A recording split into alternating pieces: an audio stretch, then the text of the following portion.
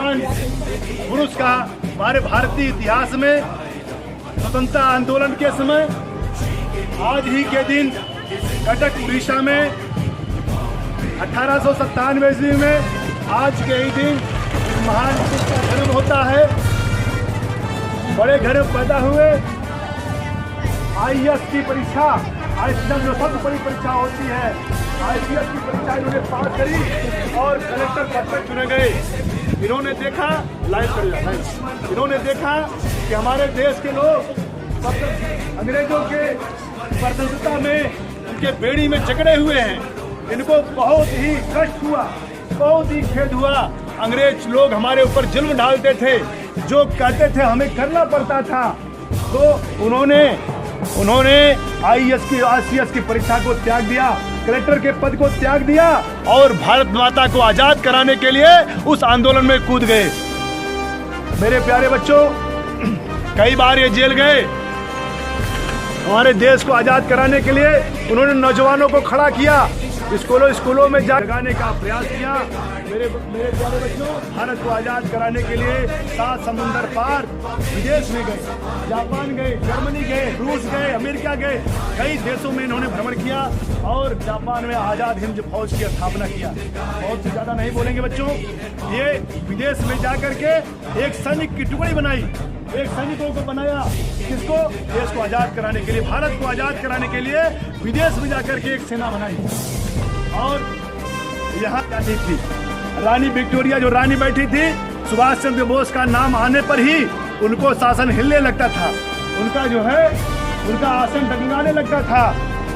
और ये जैसे हमारे महान पुरुष, इन्होंने बहुत सारा नारा दिया, दिल्ली चलो का नारा दिया, आजाद हिंद फौज की स्थापना करके उन्होंने कहा तुम मुझे खून दो, मैं तुझे आजादी दूंगा। हे मातृभूमि के सच्चे लाडलो, हे मेरे वीर युवानों, आपको अपने देश की स्वतंत्रता चाहिए। कब तक दूसरों के बेड़ियों में हम जकड़े रहेंगे? कब तक स्वतंत्रता की बेड़ियों में हम लोग जकड़े रहेंगे? जिन्होंने आजादी का तिरंगा झंडा देश को आजाद होने से पहले इन्होंने फहरा दिया था। सुभाष चंद्र बोस ऐसे हमारे देश के महानायक रहे। हमारी आजादी के पूर्व ही इन्होंने झंडा टांग दिया था कि हमारा देश आजाद हो गया। जापान से लड़ते लड़ते बर्मा, म्यांमार तक उन्होंने जीत लिया था। बहुत सारा देश, हमारे हिंदुस्तान का बहुत सारा क्षेत्र उन्होंने जीत लिया था, अंग्रेजों से मुक्त करा लिया था। इसके बाद जो है हमारे देश के लोग खड़े हो गए, आज़ादी की लड़ाई में करो या मरो का नारा लगा और सभी लोग, पूरे हिंदुस्तान के लोग जागृत हुए। हिंदू हो, मुसलमान हो, सिख हो, ईसाई हो, पारसी हो, सभी अपने देश को आज़ाद कराने के लिए खड़े हो गए और अपने खून का पसीना बना करके अपने गर्दन को कटाने के लिए सब तैयार हो गए। तब आज हमारा देश आजाद हुआ। ऐसे ही आजादी के पर्व पर सुभाष चंद्र बोस की जयंती हम लोग मनाते हैं। सरकार का आदेश हुआ, हमारे जिला बेसिक शिक्षा अधिकारी डॉक्टर गोरखनाथ पटेल जी ने आग्रह किया कि आज सभी विद्यालयों में सुभाष चंद्र बोस की जयंती पराक्रम दिवस के रूप में मनाई जाए।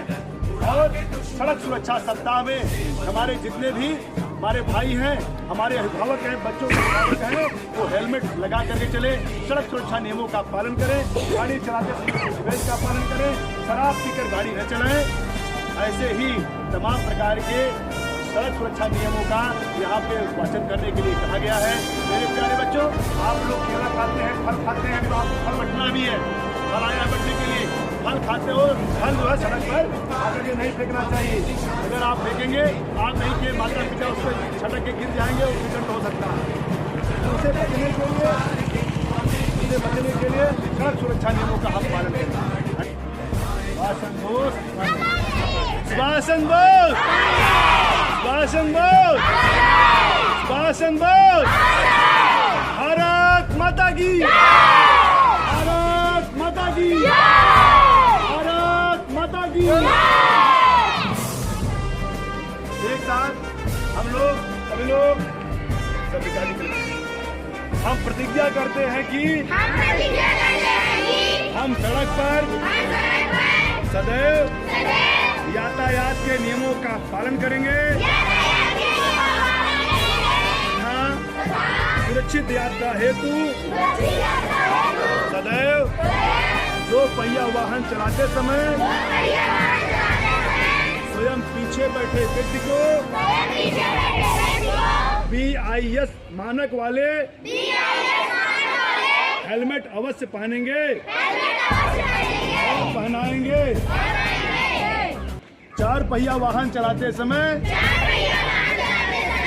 हमेशा सीट बेल्ट पहनेंगे। लेन ड्राइवर के नियमों का पालन करेंगे। तेज रफ्तार से वाहन नहीं चलाएंगे। गलत दिशा में वाहन नहीं चलाएंगे। वाहन चलाते समय मोबाइल का इस्तेमाल नहीं करेंगे। शराब पीकर या नशे की हालत में गाड़ी नहीं चलाएंगे। शराब पीकर गाड़ी कदापि नहीं चलाएंगे। सड़क दुर्घटना में घायल व्यक्तियों की मदद करने हेतु सदैव तत्पर रहेंगे। घर पर बच्चे इंतजार कर रहे हैं। अतः मैं सदैव सुरक्षित व सावधानी से गाड़ी चलाऊंगा। जय हिंद, जय भारत, जय हिंद, जय भारत, जय हिंद, जय भारत।